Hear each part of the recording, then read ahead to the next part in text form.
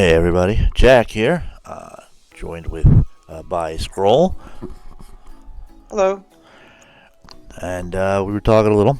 I have recently finished his story, The Lost Girls, inspired by the 1980s cult classic flick, The Lost Boys. Uh, and I thought for my next read, I wanted to do something that wasn't by him or anybody else that I actually know.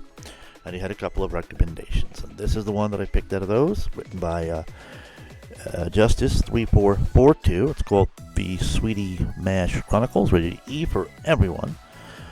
It's tagged with MLPFIM, romance, comedy, slice of life, Sweetie Belle, OC, CMCs, and Button Mash. I'm gonna read the little blurb. The Cutie Mark Crusaders decide they need to expand their numbers, but things quickly go awry when their first target begins sobbing on the spot. Sweetie Belle soon finds herself roped into hanging out with the young cult.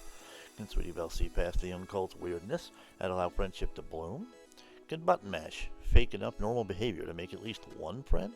Will these two hit it off, or are Button's only friends destined to be the ones in his video games forever? Cover art by users Bally's and Novel Idea. Now, in the chat on the side, Scroll was telling me there was a particular characteristic of this fic that he quite liked. I figure I'd invite him to share that now. Yeah, I just thought that the characterization of this story was particularly rich.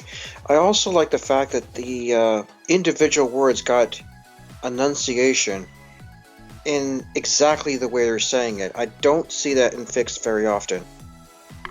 That's a cool feature. So it looks like I've got about 26 chapters, averaging between 3 and 7,000 words each, for a grand total of 115,461 words. It was first published January 6, 2014. So this is an exciting prospect, just because I haven't really done this with the fic of somebody I don't know. Now, to be clear, this particular user hasn't actually been logged into FimFiction since July 25th of last year. So they might not ever actually see this, but I'm going to make a point of publishing links to these things in my blogs going forward. I haven't really brought or done much of anything to bring attention to it up until this point. Send this person a PM message. That too. My thing is, I've been kind of trying to polish the way that I do it. It's, starting out, it's almost entirely unscripted. Really the only part of it planned is the story that I'm going to start to read. And some of the stories that I read out or have read out, such as the Birth of a Magical Unicorn, that's a story that I happen to also be proofreading on behalf of the author, and so I have some exposure to it before I ever start reading it, which means my reactions are a little more probably reserved or laid back while I'm reading them.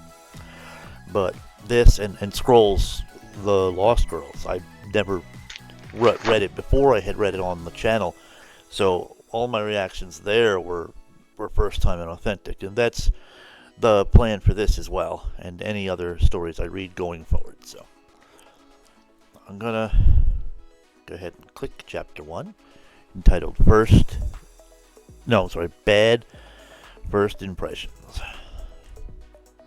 And Scroll usually recommends that I zoom in for the benefit of the viewers.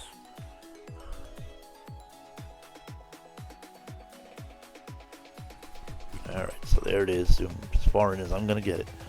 Well, without it then requiring a horizontal scroll bar. So, this Chapter 1, Bad First Impressions. The SweetieMash Chronicles. Chapter 1, Bad First Impressions. Sweetie Belle sat in the Cutie Mark Crusader clubhouse next to Scootaloo as the two quietly watched Apple Bloom's one pony, one chart presentation. The sun shone brightly into the clubhouse, with the sounds of birds chirping adding to the ambience of the calm, warm Ponyville day. Apple Bloom continued to smile optimistically as she pointed to the line chart behind her. a simple green line over a grid that spiked to a plateau and remained completely horizontal, traveling across the x-axis. So, as y'all can plainly see, the Cutie Mark Crusaders continue to enjoy steady membership numbers since its establishment some months back, Apple Bloom said, tracing her forehoof along the green line. Sweetie Belle smiled and clapped her hoofs together excitedly. Scootaloo stared at the graph with a bored expression. That just means we haven't got any new members, Apple Bloom. Okay, wrong word, but okay. We hadn't lost none neither, Apple Bloom countered. I don't think you're going to get your Cutie Mark in chart making over this, Scootaloo continued. I liked it, Sweetie Belle stressed. It was upbeat, had a positive message, you know. Scootaloo raised her eyelid a bit. It was a chart, Sweetie Belle, not a bedtime story. Yeah, but it goes up, Sweetie Belle insisted, motioning towards the ceiling with her forearms. Apple Bloom sighed. It's alright, Sweetie Belle. It was a long shot. Anyhow, who wants a dumb Cutie Mark and chart making anyhow? Okay. Well, it would be a tad on the geeky side, Sweetie Belle admitted. Yeah, talk about Nerd City, Scootaloo agreed. Hey, everybody. Sweetie Belle looked over the chart. This gives me an idea. Scootaloo gave the chart another look over. Cutie Mark Crusaders trash burners? She suggested, motioning out to the rather unexciting looking line of large graph paper. Nice. Hey, Apple Bloom protested. No, Sweetie Belle replied. We should try to expand our numbers, she suggested. We could maybe get our Cutie Marks in recruitment, or our Cutie Marks in getting other ponies their Cutie Marks. Yeah. Apple Bloom and Scootaloo pondered this.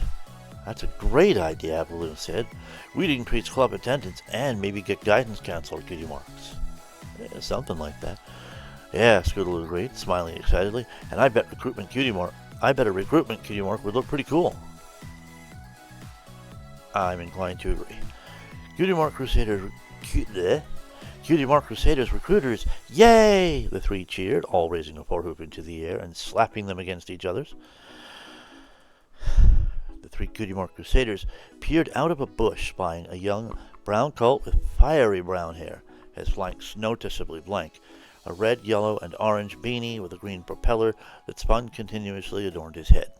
He sat against a tree with his eyes transfixed on a small device in front of him, staring widely and unblinkingly as he stuck his tongue out from the side of his mouth, constantly shifting his hooves to tap buttons on the small green device, which beeped in response. A pair of brown saddlebags with black crosses, with gray circles in the center and gray arrows pointing out at the end of each line, adorning the center, sat next to him. Alright, well, how about him? Apple Bloom suggested. He don't got his Cutie Mark yet. I don't know. What's up with that weird hat? Scootaloo asked. She quickly glanced around at the trees around them, and how is that thing spinning? It's not even windy out. I like the hat, Sweetie Belle stated. Really? Apple Bloom and Scootaloo asked in unison. Hold on. Really? Apple Bloom and Scootaloo asked in unison. Well, it's unique, Sweetie Belle suggested. Okay, well, admittedly, I only kind of like it because Rarity saw it and... Why am I reading that in Apple Bloom's accent? And honestly, is that... Oh, that's her thinking. Okay, we're entering into something of a first-person kind of thing here now. Okay, well, admittedly, I only kind of like it because Rarity saw it and declared it a fashion disaster. Man, my sister could be such the fussy pants sometimes. Geez, it's like any pony wears the wrong color in the wrong season, and it's caused to abduct them and start accessorizing them like they were her own personal models. Why am I moving? Sweetie Belle looked down and realized she was being pushed closer and closer to the colt. Wait, what are you doing? Sweetie Belle asked as her two friends continued to push her along the ground. You kind of spaced out there for a sec, Scootaloo explained. I did it again. It's not Apple Bloom. So Apple Bloom and I decided you should talk to him first, since you like his hat and all. Hello? You still hear me? Yes. You misread one of them. What are you two doing? Oh, okay. Wait, what are you two doing? Sweetie Belle asked as her two friends continued to push her along the ground. I am noticing a lack of consistency with the Belle and Sweetie Belle throughout this story so far. You kind of spaced out there for a second, Scootaloo explained. So Apple Bloom and I decided you should talk to him first, since you like his hat and all. Sweetie Belle began to struggle vainly against her friends. Wait, but he's got this really weird look on his face. Maybe we shouldn't... This was your idea, Sweetie Belle, Apple Bloom reminded her. We'll be right behind you. Oh, well, okay. In that bush, Apple Bloom continued, where nobody can see us. Scootaloo giggled. Oh, come on. That's not fair, Sweetie Belle protested. Don't worry. Don't worry, Scootaloo called as she and Apple Bloom raced back to the bush. We'll be your backup ponies. Oh, I guess that makes sense, Sweetie Belle mused. She turned to the brown colt, who continued to stare wide-eyed at his device, oblivious to the world around him. Hey there, you, Sweetie Belle offered tentatively. Well, you see, we're recruiting for our club and thought maybe... Huh? The brown colt looked up briefly as his device began to angrily beep at him. His eyes went wide as he refocused his attention on it. No! He cried. That was my last life. Now I have to start all over. Why is life so unfair to me? He moaned, followed shortly by tortured sobbing. Wow. Okay. Huh. I like the exaggerated nature of it. Huh, Sweetie Belle asked, confused as to what had just exactly transpired. Whoa, this guy... Whoa, this guy is more of a drama queen than my sister. Nice going, Sweetie Belle, Scootaloo called from the bush. But I didn't do anything, Sweetie Belle answered shrilly in response. Sweetie Belle, do you need to make the poor guy cry as soon as you talk to him? Apple Bloom asked. Button, a maternal voice called out. Are these three fillies bullying you? Oh, God. Here we go.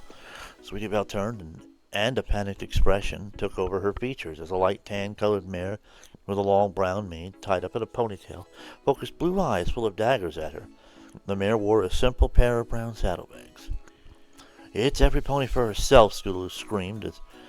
I should have screened it, but it's honestly a little late. Back. Huh? Back ponies, right? What? Backup ponies, right? Oh, yeah. Can't find good help these days. It's every pony for herself, Scootaloo screamed, and I did it in Apple Bloom's accent again, as she fled from the bush. But Apple Bloom began, quickly darting her eyes from Scootaloo, Sweetie Belle, and finally the angry-looking mare.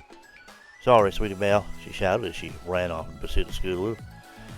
I see no pony is getting the cutie mark in bravery today, she shrieked after her friends. Yes, that is correct. What exactly is going on here, young lady? The, mare. What exactly is going on here, young lady? The mare growled out. Sweetie Belle's ears. Why the ears got a possessive quality? Wow. Minor mistake anyway.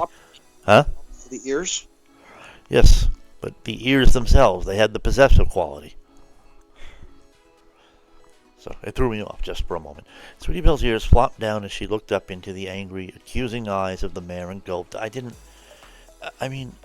just wanted... Mom... The colt wailed, pointing at Sweetie Belle. She made me lose my last life, he added, as if the filly had introduced a major tragedy into his life. But I just wanted to make friends, Sweetie Belle insisted. To Sweetie Belle's great relief, the mare's expression softened as she smiled and rolled her eyes. Button, that's nothing to cry about, the mare said in a soothing tone. Now, and I'm personally not one to judge somebody's frustrations or other reactions to gaming mishaps or other things like that. But I still have to say that Button's over the top in his reaction. Let's see. But That's actually the button I'm familiar with. huh? That is the button I'm kind of familiar with. Mostly from non-canon sources, but among them was some animated sources. Yeah. Hasbro shit all over that with their stupid C&D stuff. But that looked like it would have been a great deal of fun to watch. I remember that. Huh? Agree. Yeah. And I really strongly suspect this story is based off that. Be a good source of inspiration, sure. But the space ponies of Group 4 are now heroless with the unrelenting space cruisers of the evil General Korftigarten making a great assault. Button protested. Well, then start your fucking game up, dude. Button, you can play Space Defender 2 later. Button aside, yes, Mom. The mayor smiled at Sweetie Belle. And what is your name? I'm Sweetie Belle. Sweetie Belle looked up as the mayor seemed to nod with satisfaction. Huh. She's kind of looking at me the same way Rarity does when she's just made a dress she's really proud of. Button, darling, why don't you stop making a scene and introduce yourself to the nice filly? Okay, Button said softly, closing the lid over his wailing. My name is Button Mash. The way that's described, closing the lid over his wailing, it feels like he just completely, absolutely turned it off, just all at once, like a jar. Might be. Huh? Might. I was gonna say like a jarring, almost non-transition from one state to the next, like he was just consciously faking it. And I'm not sure if that was the intention, but if that was, then that was a really good way to get that across without actually saying it. So more showing than telling, which is great. Hi, I'm Sweetie Belle. Oh, but Sweetie glanced away for a second. I guess I said that already. Sweetie Belle turned back to Button. I really like your hat, she offered. And in no way could I actually replicate the crack in her voice when she said I really like her mane from the Lesson 0 episode. Which is, I'm quite certain where that was inspired from. Mm-hmm. Really? Button asked his... Did I said hat, okay. Button asked as his face lit up. Cool! Because I think it looks so cool. But every other pony gives it this weird look. I always ask how it's spinning, even when there's no wind. And then they ask me, like I would know, but how the hey would I... Button's mother said forcefully. Language, she reminded him. How on earth do you go about asking for the things you need to eat if you can't say the frickin' word hey? Good grief. Oops, sorry. Button sighed and trotted over to his saddlebag sadly. He stuck his head into one and emerged with a bit in his mouth. Warren Moon, Button muttered, presenting the bit to his mom. Oh, swear jar type of thing? Sweetie Belle shot Button's mom a quick glance. Button's mom chuckled. Swear jar, she informed. She looked back at Button. Keep it. I mean, I should hope so.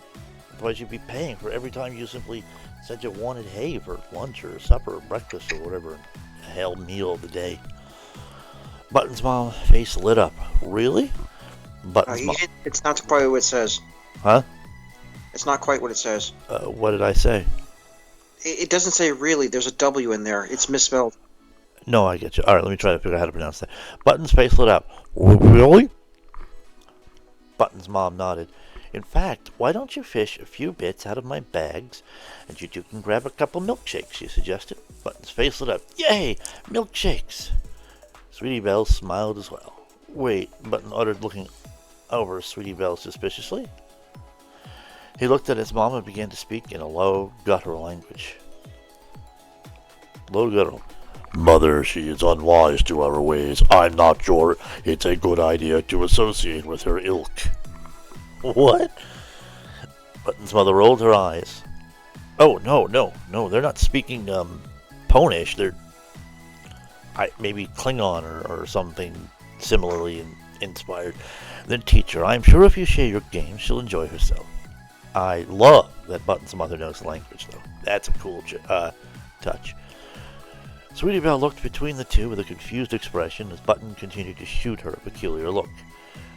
No, she's too old to begin the training. The training, Button insisted.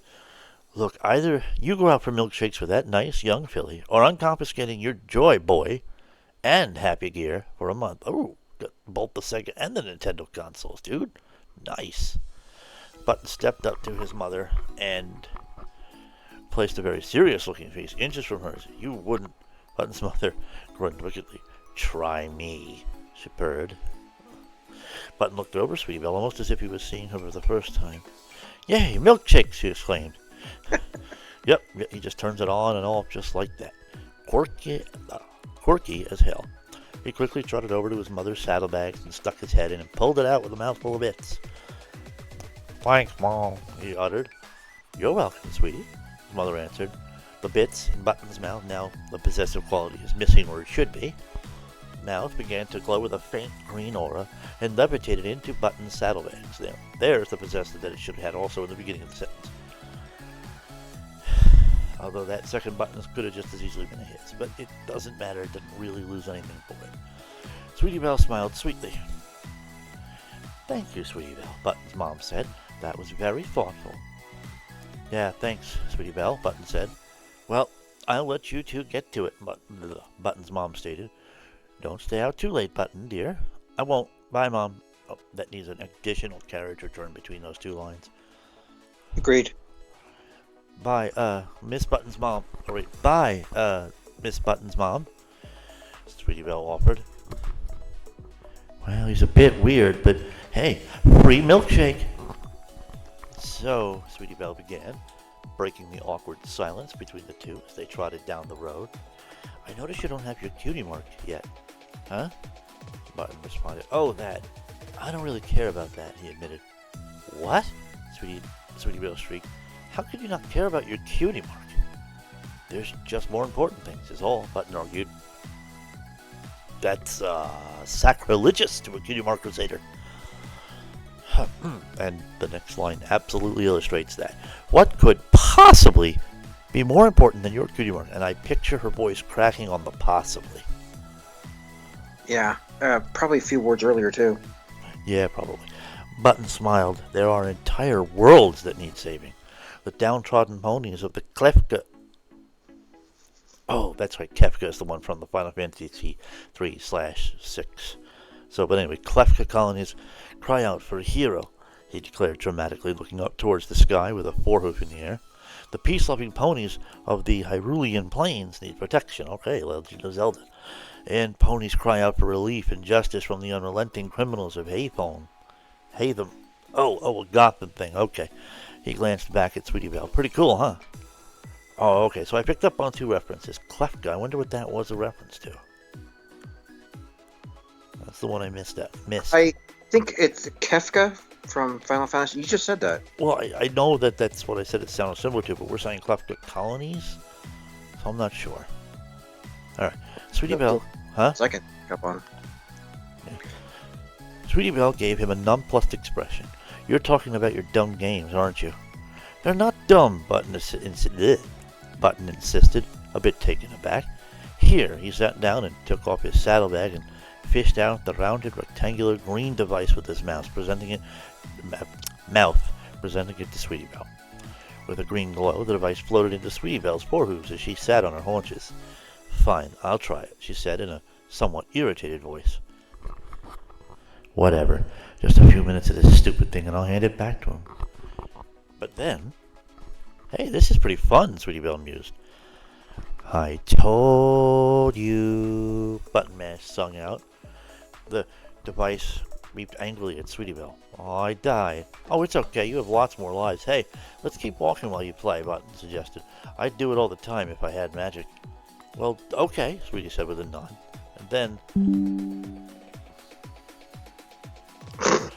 That really was a sound effect I heard. Huh? That really was a sound effect I heard. Yes, some bullshit notification from Chrome. Press the attack button faster, Button cried. Now slower, faster, dodge the missiles, jump the laser. I'm trying, Sweetie Belle retorted as she fixed her eyes on the device floating in front of her with a light green aura around it. Sweetie Belle and Button continued to trot at a steady pace. You're getting pretty good, Button mused. Sweetie Belle glanced at the colt and smiled. Thanks. I'm really enjoying. She stopped as the device beeped angrily at her again. Oops, sorry, Button offered. Sweetie Belle looked back at the device, a determined look on her face. Wait, one more try, she insisted. Sure, Sweetie Belle, Button responded, but we're almost... What? Sweetie... What? Sweetie Belle exclaimed as she tripped on a step and face planted into another. There, Button finished.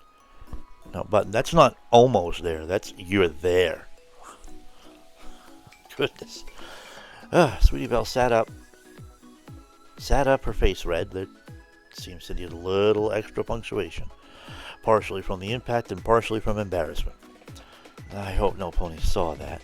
You okay, Button asked? What? That was your thoughts again. Oh. I hope no pony saw that. You okay, Button asked? Fine, Sweetie Belle insisted. Let's just get those milkshakes, okay? Button nodded. Sure, he replied with a smile. The two entered the milkshake parlor and walked up to the counter towards the white stallion behind the counter. What'll it... You alright? Yeah. Okay. What'll it be, the stallion asked. Button sat his saddlebags down, stuck his head into one, and fished out a few bits with his mouth, placing them on the counter. One chocolate milkshake, please, he said happily. And a vanilla one, Sweetie added. Coming right up, the stallion responded as he collected the bits. Vanilla? The Button Mash asked. And what is wrong with vanilla? Sweetie Belle demanded. Nothing. It's just so plain. Oh, Sweetie Belle replied with an irritated tone. What makes you say that? Well, I mean, there's no color there. It's just white, for starters. Button argued, as is the pony you're speaking to, other than her mane. It's a little off, but, huh? That's exactly what I thought, too. Yeah. Sweetie Belle's face contorted into a look... No Scottish. Contorted into a look of genuine anger. Are you saying there's something wrong with being white? She asked, her voice getting increasingly shriller. Oh, that turned into a weird, political debate kind of thing. No. Sweetie Belle began to walk forward, closing the short distance between her and Button. So, what are you saying? Button began to scooch. Oh, scotch. I think you meant scooch. But that probably certainly says scotch. But I'm going to read scooch. Button began to scooch back away from the angry filly who continued to approach him. Sweetie Belle, in turn, continued to walk forward. It's just... Button began to look worried. Alright, what's that thing Mom always says to do when you've made a girl mad at you? Oh, that was Button's thought. Okay. Oh, Button uttered as he backed into the wall. Oh, right. Hey, Sweetie Belle, I, really like your mane. Sweetie Belle paused and her expression softened. You do? Yeah, Button replied. It's this cool pink and purple color, you know? It goes really well with your white fur. Sweetie Belle's face lit up. It does? Button nodded. Totally. Sweetie Belle beamed. Thank you, she squeaked out. Hey, don't worry about the milkshake thing, alright? Button shrugged. Sure, no problem. The two quickly found an empty table and sat at it. The white stallion motioned to the two, and this author meant then, smiled back at him in anticipation. Order up, he shouted, expertly tossing the milkshakes in front of the young pony. Sweetie Belle smiled to herself. Maybe I was wrong about Button. He's not so weird. Oh, hold on.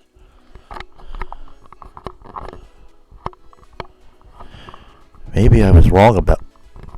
Damn it. Maybe I was wrong about Button. He's not so weird. And he's actually kind of... Button quickly turned to Sweetie Belle with a large smile on his face.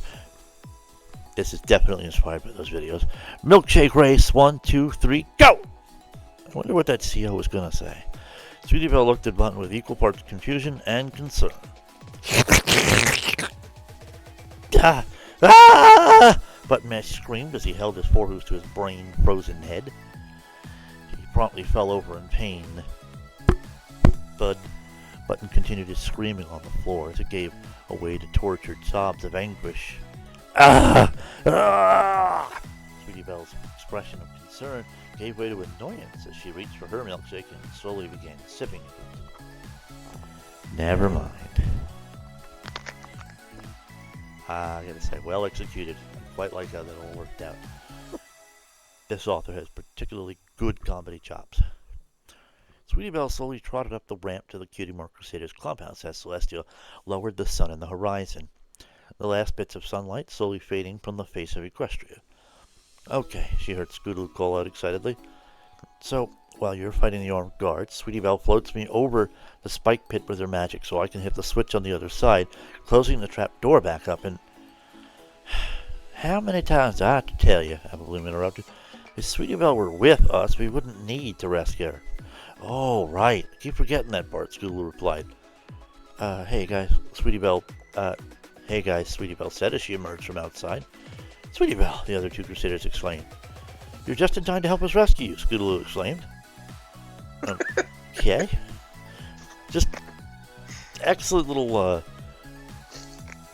these little line things. It doesn't even make Scootaloo look dumb, it just makes her sound kind of absent-minded, sort of. Apple Bloom smacked the forehoop against her face. Scootaloo, do you ever think about the things you say before you say them? Hey, fortune favors the bold, Scootaloo countered. What the hell does that have to do with thinking before you speak? That's not what that... Apple Bloom sighed and looked up at Sweetie Belle. Hey, we felt so bad about leaving you back there that we were going to launch a rescue mission. One that apparently involved Sweetie Belle herself. Yeah, and get awesome rescue pony Cutie Mark, Scootaloo added. Apple Bloom grinned nervously as she elbowed the orange Pegasus in the ribs. Oh, but we weren't supposed to mention that part, Scootaloo added. Apple Bloom rolled her eyes. Now Scootaloo is coming off as just being dopey, which I'm loving the way that it's written. It's a great quality. I'm not sure exactly how well it fits Scootaloo in particular, but I don't know. I like it just the same. Well, they're young kids, and this is one of the earlier parts of their seasons. That's true. No Cutie Mark yet. Sweetie Belle gave her two friends a small smile. Thanks, she offered. So you escaped, Scootaloo observed as she began to trot around her friend in a circle. Sweetie Belle replied. Were you tortured? Apple Bloom asked, joining Scootaloo in her loops around Sweetie Belle. Yeah, a bit. I think you meant bet. I bet that mean old lady strapped you down and tickled you with a feather until you cried uncle, Scootaloo suggested. She was pretty nice, actually, Sweetie Belle admitted. Apple Bloom and Scootaloo exchanged glances. I was afraid this might happen, Apple Bloom muttered. Scootaloo nodded in agreement. Stockholm Syndrome. Where the hell did you get the term Stockholm Syndrome from in Equestria? She declared. I heard filly nat ponies get it if they're held too long. What? Sweetie Belle protested. I don't have Stockholm Syndrome. That's exactly what someone with Stockholm Syndrome would say, Apple Bloom countered. Let me try that again. That's exactly what someone with Stockholm Syndrome would say, Apple Bloom countered. She could be brainwashed, Scootaloo suggested. I'm not brainwashed, Sweetie Belle shrieked. Don't worry, Sweetie Belle, Apple Bloom replied. We know what to do. Apple Bloom and Scootaloo looked at each other and nodded. Cutie Mark Crusader mind deprogrammers. Yay! Girls, I'm not... Whoa! Without warning, Apple Bloom and Scootaloo pounced, tackling Sweetie Belle to the ground. Wait, deprogrammers? Apple Bloom said. She's not a robot. Nice Sweetie Bot reference. She could be, Scootaloo countered. Girls, I'm not a robot. That's ridiculous. How can we be sure? Apple Bloom asked. Yeah? Hey, say Cutie Mark Acquisition Program, Scootaloo commanded. Why the heck would I say something like that? You would if you were a robot, Scootaloo argued. Apple Bloom nodded in agreement. Oh, well then, I'm not saying it, Sweetie Belle replied. The two other fillies exchanged glances. I guess that means she's not a robot then, Apple Bloom said. There's so many flaws in the logic. Or I guess what passes for logic there.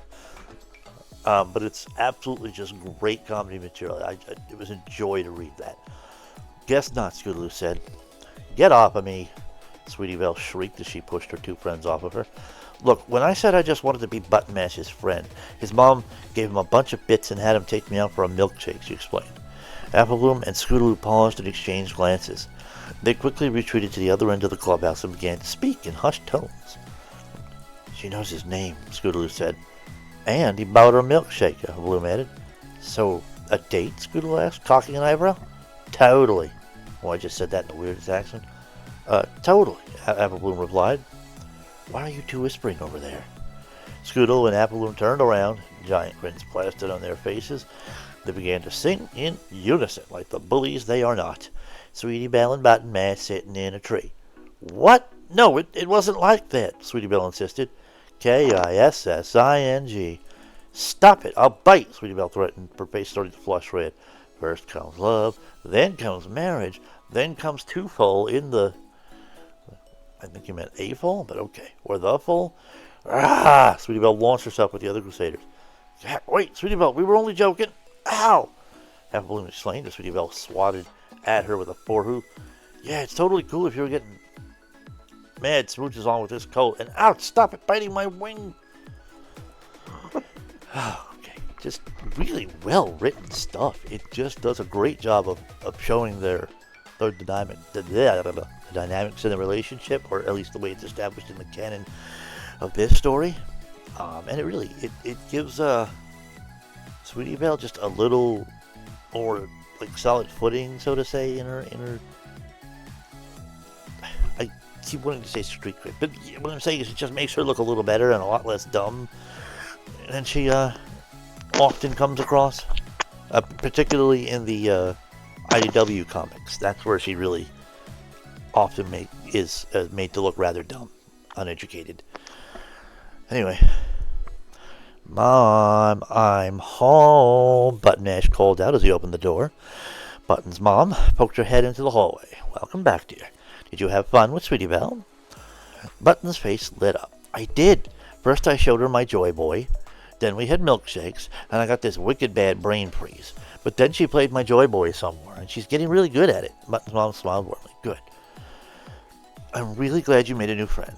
Yeah, me too, Button said, nodding his head up and down. I can't wait to show her more of my games. I think that's a really good idea, Button's mother replied. In fact, how about you invite her over for dinner tomorrow? Button gasped loudly. Can I, Mom? Can I? Button's mom giggled. Of course, dear. I suggested it. Why don't you ask Sweetie Belle tomorrow, and I'll go clear it with her parents. There should be a question mark at the end of that. Not a period or a full stop. Yay! Yay! Button Mash exclaimed. Oh boy, I'm going to go pick out some games we can play right now. Button's mother smiled as her son bolted for his room, followed by a cringe at the sound of a crash. I'm okay, Button assured from down the hall. Button's mom smiled to herself again and returned to the kitchen. Finally, I was beginning to worry he'd never make any friends. Okay. Stupid ass advertisements. Got my upvote. So this is turning out to be a joy to read. I do look forward to more chapters. But the drugs are kicking in, so I'm gonna have to call it after this. I have to say, yeah, a joy to read. Pretty well written. A couple little technical errors here and there. Nothing, no complaints as far as... You're going to find a story that truly is perfect, with grammar, spelling, and everything. I have a couple of authors in mind who either are really good writers or have exceptionally good editors. Their stories leave very, very little to be found. Not nothing. You're right that it's not perfect, but it's incredible. So, anyway. It's still, right? What? It's still rare, right? Oh, yeah. Definitely. But this was also written back in 2014. It possibly could have had plenty of time to be edited, but you don't never know. But it feels like this one was sort of predicting the future, which is cool. I saw that too, actually. There it is. Okay, just want to make sure I'm at the get all messed up there. I hate this stupid touchpad. All right. So yeah, good story. I quite liked the characterizations. I had thus far. It's only the first chapter, but thus far there has been zero issues for me with regards to like an excessive need for a suspension of disbelief or anything like that. But then there's no action or thrill or drama to really drag pull that out of me. There are stories that have done that where it just gets frustrating because it's like, why is that character not flinching from such and such a thing? How are they just not reacting to anything? Kind of feels like unbalanced or whatever, and it just drives me a little nuts because I feel like it can be acknowledged while still making the bad guy character menacing. And I'm going off on a tangent about something unrelated here. Anyway, I really did enjoy this read so far, and I'm looking forward to going to further chapters. And hopefully, Scroll, you can continue to join me on these. Sure, it'll be my pleasure. You did remember the other story I proposed had a little more plot to it in its premise. This one is a lot more simple in contrast, slice of life, but if I were to give any description to the plot, I would actually think it's the relationship between Sweetie and SweetieMash. And they're kids, so it's going to be innocent kind of romance. Okay, but it's like a ship fic then. Yeah. Okay. I mean, I love me a good ship fic. Cut my teeth on those. And sad fics, because for some reason I just absolutely had to be bawling my damned eyes out. But I mean, it's funny humor here, but there's just one scene, and it's coming soon, that really made me sad. Okay, well, good to know. Yeah. Well, this is good. I really am enjoying this whole thing. It's, as I said, it's really well written. As you're saying, it's not particularly plot heavy, but as a comedy piece, I think it doesn't really need to be. It's not a serious story. It's a fun one, and it's doing the fun thing really, really well. If the story had an epic plot, like trying to tackle T-Rex or something like that, I might find it interesting, but they start to lose me on believability when you're talking about little kids here. I agree with you there. I do. And thankfully that's not exactly what, unless it's in a video game, it's not really doing that. I'm quite liking the way that the Cutie Mark Crusaders are being portrayed. They're not completely faithful to their on-screen counterparts in canon, but they are well done. It's just still a very enjoyable version of them that I would have happily watched on screen. And I mean, they had their back and forth and their silliness and their misunderstandings for sure. But I don't know. The author, he or she, or whatever their pronouns are, the author did a very good job of creating this comedy dynamic with Scootaloo that's a little less disciplined with her mouth, and Apple Bloom that's kind of oblivious to the monotony of the point of original chart. And then there's Sweetie, who is at this point more or less the what's the word I'm looking for? Sensible? Something like that. It's what Abbott was to Costello. Oliver was essentially to Straight face? Stanley. What? Straight guy? Straight, yes, the straight guy. And she has her own things going on, but she is essentially the straight man of the trio, and it's working out beautifully since she is also the one who is contending with plot. And I also like the feature of it's a third-person story, but we get these little blips into the inner voices of certain characters, 3 of them so far, and that just really adds to the flavor and it adds to the understanding of the characters. So I think it's brilliant. It's not something I see that much in a third-person story, and certainly not with multiple. Does it make it too clear who's thinking it at that particular moment if it's jumping inside from mind to mind? Well, because of context, I didn't find it at all difficult. But you're right.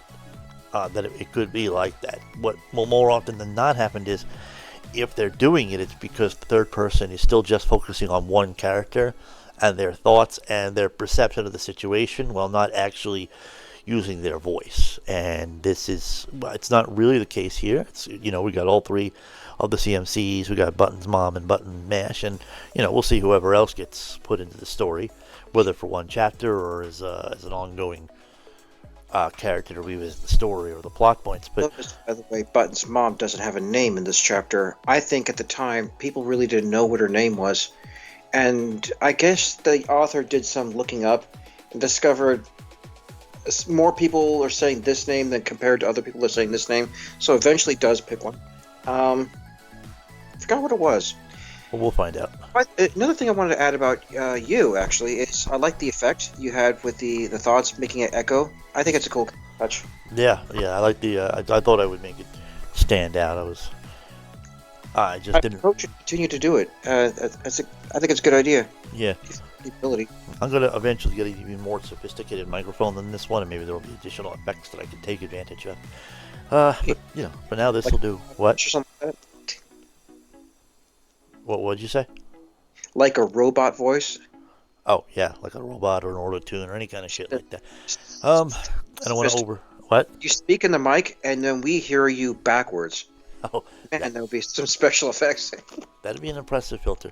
But anyway, I don't want to like overuse any of it either. I just wanted to add the effects for the inside the head thoughts. It just felt appropriate to me. So, um, hopefully I will get better at the reading part of this. I don't think I'm completely terrible at it, but I do sometimes feel like my emphasis is on the wrong parts of sentences, and so that changes the tone of what is being said. And in those cases, I'll try to sort of spot it out. I'll try to reread it. But if I can get it smoother and smoother, then the experience should be better, I think. I think you're pretty good. Not excellent. You know that yourself, but pretty good. You pick up on these things fairly quickly. Oh, well, thank you. It seems to me that when you read ahead just a bit, figure out who's talking and how they're saying it, you correct yourself and pronounce it better. Yeah. I mean, these aren't really intended to be dramatic readings so much as they are intended to be reviews and reactions. I mean, if it's a story that I've read before, the reactions aren't really going to be there. I mean, there's still going to be things that absolutely impact me. Certain story. That's why we're also commenting during the story instead of just reading it straight verbatim. Yeah. But yeah, my point is to try to, as I'm going, I see things, and I'll talk about it as it's there, and I'll have to, I don't know, try to back up or quote that specific thing for context. It's just there. It's just something that's being talked about, so it's a little easier and faster to put it together, and personally, it does require a little less effort on my part. And it's something I've always had an interest in doing, just talking about this sort of stuff. I very much enjoy writing, and I haven't been able to really do it in the last year or so. I mean, you and I don't know if I've actually published the most recent chapters that we wrote for Scars to Her Beautiful. But I think you did nearly immediately, and Okay. been it ever since. The last chapter we wrote was back in July, yeah, 2020. so it's been a while. And that's on me. That's my fault. I'm having a lot of trouble getting up the motivation to do it, and I really do want to, as well as to finish Aftermath and other stories. But in the meantime, reading these stories is a nice a feeling for me. So, and if they continue to be, this good or better, it's going to be a very great deal of joy to read through these. But I'm not going to shy away from bad stories, and I know they're not always going to be that way. But I'm not going to be. I'm not going to try to cause any offense, but I am going to be pretty blunt and honest with whatever feedback I give. It just makes very little sense to me to beat around the bush or sugarcoat anything. In terms of writing, I find it a lot easier to learn from, the brutal feedback because if you're worried about getting bad or brutal feedback from anything you've written, then getting it up and over with early on should help you to develop a thicker skin for it. I would imagine. It's been the case for me. So, Me too. And I do hope that through this I can help others to,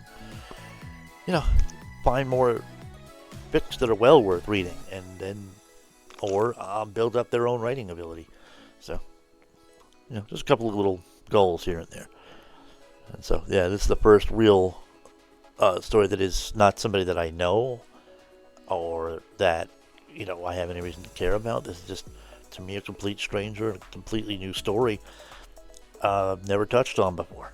It's also, I have to say, a genre combination that I have not really focused on before. Our friends on Discord might find this interesting too. Is if they haven't read this, then they could just watch your video and get the same experience. Well, go ahead Vince? and link them to this or any other the stories that we've been reading together, and we'll see what happens, I guess. So yeah, this is I'm definitely enjoying the process, this whole thing. So, well, Me too. I've spent a long enough time talking and listening to the sound of my own voice. I think that I will sign off so that I can prepare to edit and publish this. So, thank you for joining me on this. It's been a lot of fun. This is a great story recommendation, so thank you for that as well. You're welcome.